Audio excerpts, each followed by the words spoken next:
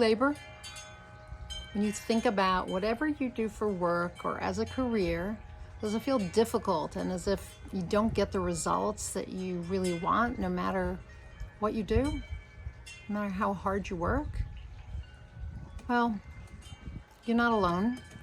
Millions of people experience their jobs as laborious. And I've been thinking about this topic because it's Labor Day here in the United States, and this federal holiday honors and recognizes the American labor movement and the contribution of laborers to the development and achievements of the country. Now, most people enjoy a day off of work on Labor Day. Of course, they consider, if they consider their work labor, it's no wonder they're enjoying a day off. A lot of people don't see their work as labor. Keep in mind that you can labor in other areas of life too. So for example, you can labor while parenting, or parenting can feel laborious, so can cleaning the house or keeping up with bills or finances, losing weight, exercising, walking the dog. All of these things can feel laborious or like labor. For the purposes of this video, though, I'm going to focus on your work life and, your what we would think of as your labor. Okay? Now, when you hear the word labor, what comes to mind? What does the word mean to you? So let's consider how the word labor is actually defined. It's defined as work, especially hard physical work. It's defined as to work hard or make great effort. It's to have difficulty in doing something despite working hard. So I want to ask you, is that how you feel about what you do for 48 hours or more every week? Does it feel like hard physical work, or like you're working hard and making great effort? Does it feel difficult? Imagine what life would be like if your job felt different. If you felt inspired and motivated every morning to get up and go to work, and fulfilled and happy at the end of the day. How would it alter the quality of your life if you were doing your life's work? Your job felt like play, and you had a career that allowed you to fulfill your soul's purpose. How would that feel? How would that change your life? And what's possible for you, or let me say it this way, what if it was possible for you to transform work into something other than labor? It actually is possible to do just that. If your job or career is congruent with your identity, with who you're being. Congruence means agreement or harmony or compatibility. Something is congruent when it's similar in nature or fits together well with something else. So when you know who you are and decide who you want to be, and you align your thoughts and your actions with that identity, everything shifts. Everything. You become congruent, which means your inner and your outer worlds align. So it makes sense that if your job or career is congruent with your authentic self, if it aligns with who you really are, who you're being, it's going to feel harmonious and aligned. And that means it won't be labor. Instead, it's going to be fun and fulfilling and easy. So one of the members of my Inspired Creator community realized she was out of congruence at a certain point. And she was working a job, doing something she was really good at, but she wanted to do what she would have called her life's work, something more congruent. She moved into internal congruence with her identity, and as a result, her outer world shifted to be congruent with who she was being. So not only that, her new job, doing her life's work, made her extremely happy. And as the saying goes, she never worked another day in her life. And not everyone has to quit their job to be aligned or congruent. Sometimes all it takes is an attitude or mindset shift. For example, you could choose to see your job as fun or as a way of being of service to others. A simple shift in how you think about your work can make all the difference in how you actually experience that job or that career.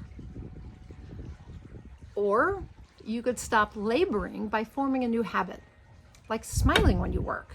We know that when we smile, it changes our biology.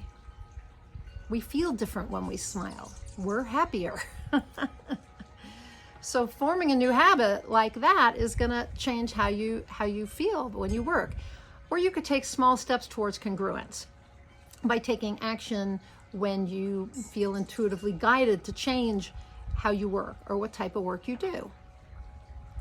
And by doing that, little by little, work stops feeling like labor. Step by step, your feelings about what you do, as well as what you choose to do, change. And that's all because you changed your mindset and your habits around work.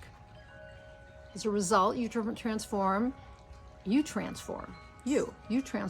and your job transforms too. It doesn't feel like labor anymore. So a key element to transforming yourself is a sense of personal freedom. If you feel as if you're a victim of circumstances, like you can't quit your job or find a different position or ask for, a raise or whatever, you're going to remain a victim to your work circumstances. And from that mental and emotional place, it's difficult to feel free to make any small change in your work situation, let alone in any other life arena.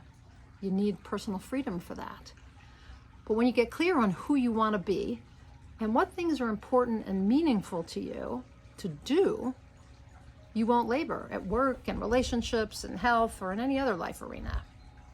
Imagine what would become possible if you started being the person you know you can and want to be, and began doing the work that is important and meaningful to you.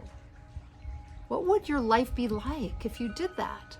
How would your job feel if it was meaningful and important to you?